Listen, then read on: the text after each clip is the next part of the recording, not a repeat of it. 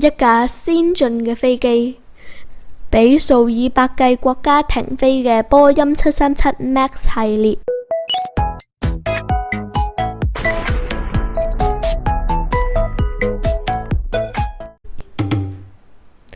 我哋先睇下波音嘅歷史先。1916年，威廉愛德華波音及另一位美國海軍技師創立 B&W 公司，不過好快就改名叫 Pacific Aero Product。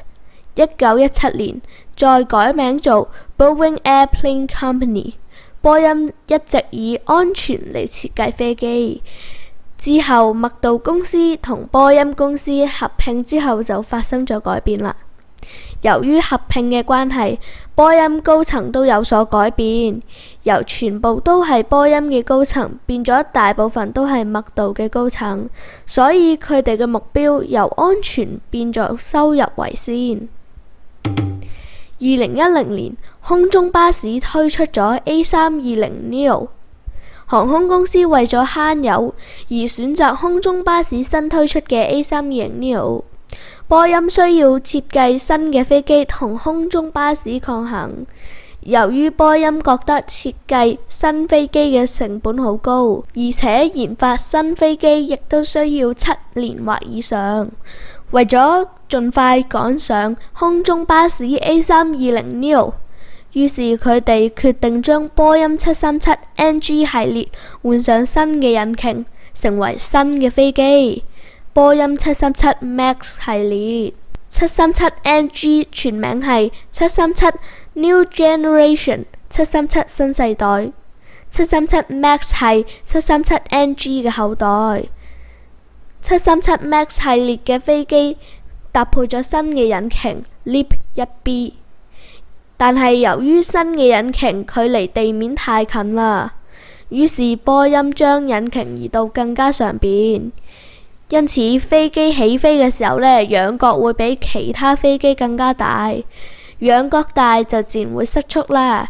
為咗節省機師嘅訓練成本，於是波音就開發出一個軟件，就係 MCAS。你有冇聽過 MCAS 啊？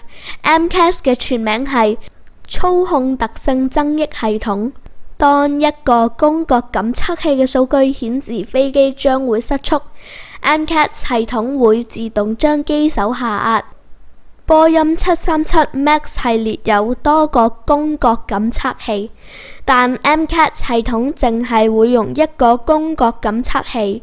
換言之，有一個弓角感測器損壞，另一個弓角感測器正常，亦都會自動將機手下壓。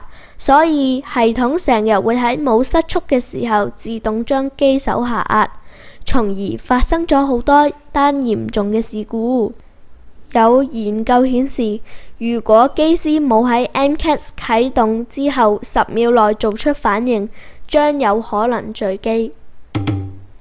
2018年嘅印尼雅加達獅航610得到控制塔嘅許可，由25左跑道起飛。飛機順利升空，冇幾耐，飛機發出咗警報，即係空速過低，飛機機手突然下壓。波音發表咗一項聲明，話獅航610航班發生咗 MCAS 系統啟動錯誤。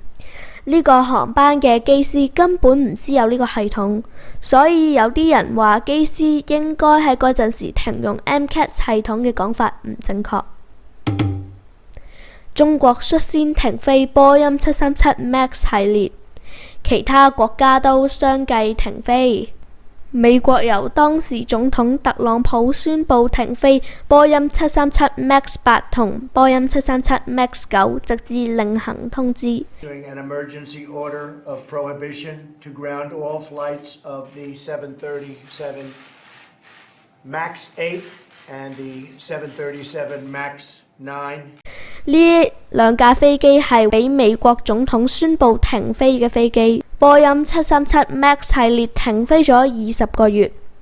2011年11月 ，FAA 美國聯邦航空總署宣布波音737 MAX 系列可以復飛。我想拍呢條片嘅原因唔係因為怪波音，而係想話俾大家聽，欲速則不達。波音為咗趕上 A320neo 嘅進度，呢種行為係唔正確嘅，就係因為波音諗住收入而罔顧安全，就拎走咗好多條嘅性命啦。